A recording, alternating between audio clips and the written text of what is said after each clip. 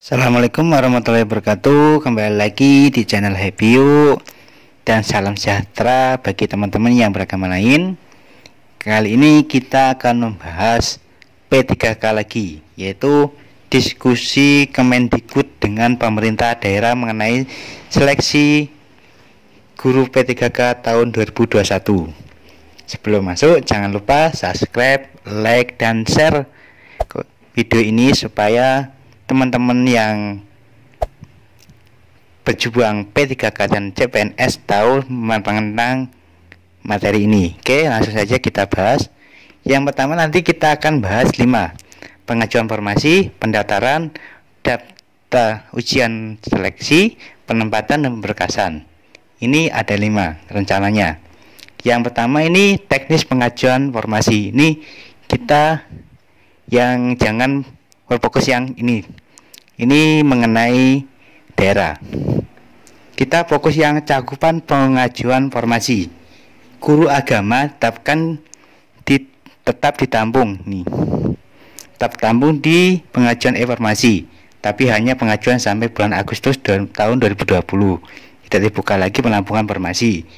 Dan apakah informasi yang dibuka kembali termasuk untuk satuan pendidikan non formal? Hanya kalau yang non formal hanya TK negeri. Dan apakah BKD juga mengusulkan P3K untuk sekolah swasta? Karena pendaftaran bisa dari honorer sekolah swasta.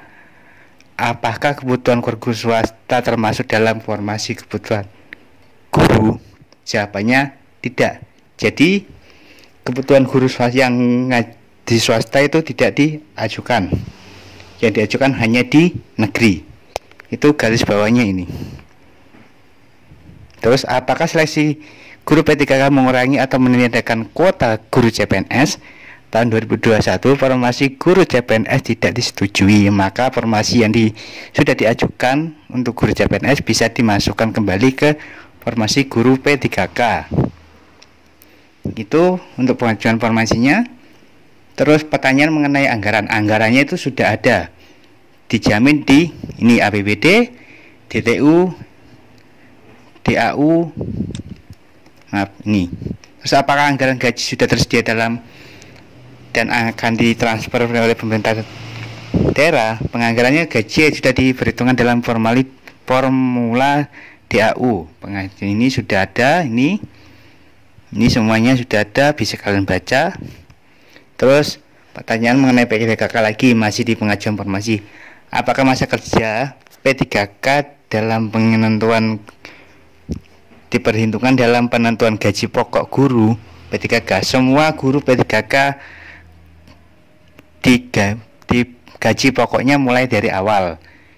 Ini untuk yang tahun 2020 ini sesuai dengan tanggal ini Perpres ini. Di tahun-tahun selanjutnya tidak tutup kemungkinan akan dibuka formasi guru P3K dengan golongan lebih tinggi, bukan golongan 0 lagi. Terus apakah P3K mendapat pensiunan?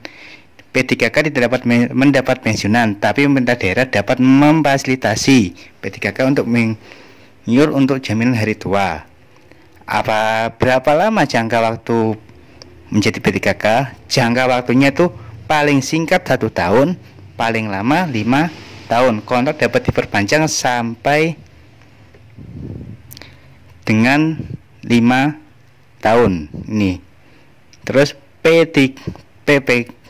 PPK memberitahu masa hubungan kontrak kerja pada saat pengajuan PIN. NIP, PIN bukan PIN, NIP ya. Apakah daerah dapat merotasi atau mutasi guru? Rotasi termasuk kewenangan PPK. Tuh jawabannya. Terus bagaimana dengan K2 ini yang sudah lulus tapi belum dapat PIN? Kan ini kebijakan K2 ini adalah ini bisa dibaca, semuanya di sini sudah ada, bisa dibaca ya. Terus pendaftaran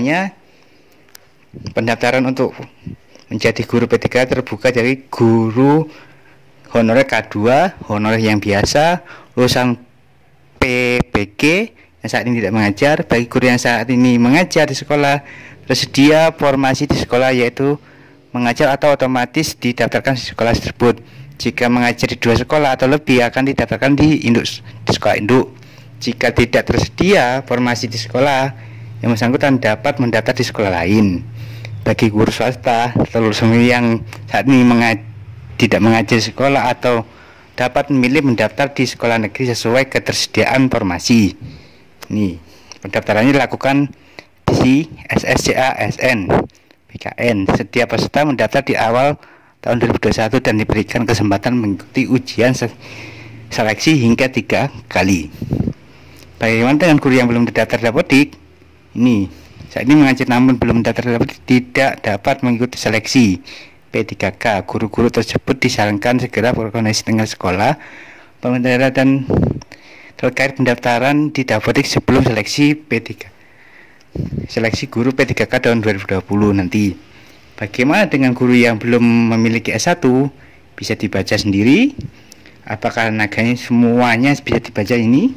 Oke, untuk pendaftaran, untuk ujiannya nanti ada 2, kompetensi teknis dan kompetensi teknis tes bakat sekolatis itu 50 soal dan 40 soal, waktunya 60 itu bobotnya 60%.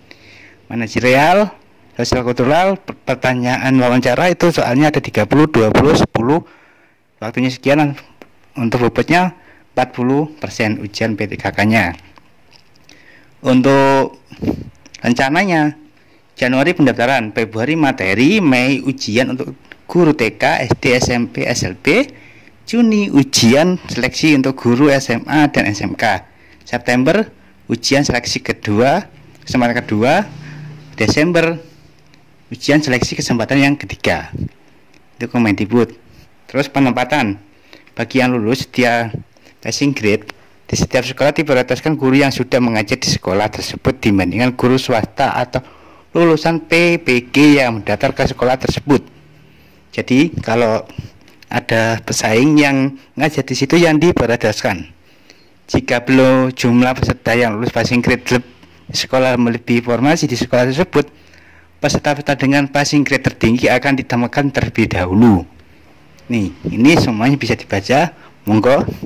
Ini penempatannya. Untuk pemberkasannya, informasi terkait pemberkasan dilakukan oleh BKD. Setelah proses pemberkasan selesai, BKN mengirim NIP ke pemerintah daerah. Pemerintah daerah membuat SK pengangkatan serta kontrak untuk guru P3K. Terus ini semuanya sudah ada pertanyaan seputar pemberkasan. Apabila lulus, apakah setiap tahun harus memperpanjang masa kerja atau pemberkasan ulang? Itu tergantung dari PPK-nya. Oke, itu saja untuk materi yang pembahasan rakor Kemendikbud dengan pemerintah daerah mengenai P3K guru. Jadi guru yang ngajar di swasta tidak bisa memilih di guru swastanya, di sekolah swastanya, karena di swasta tidak mengajukan formasi P3K, hanya di sekolah negeri. Dan itu pun yang sudah ngajar di negeri akan diprioritaskan dulu. Oke, itu saja untuk materi untuk pembahasannya mengenai P3K. Saya Iri, assalamualaikum warahmatullahi wabarakatuh. Salam happy you.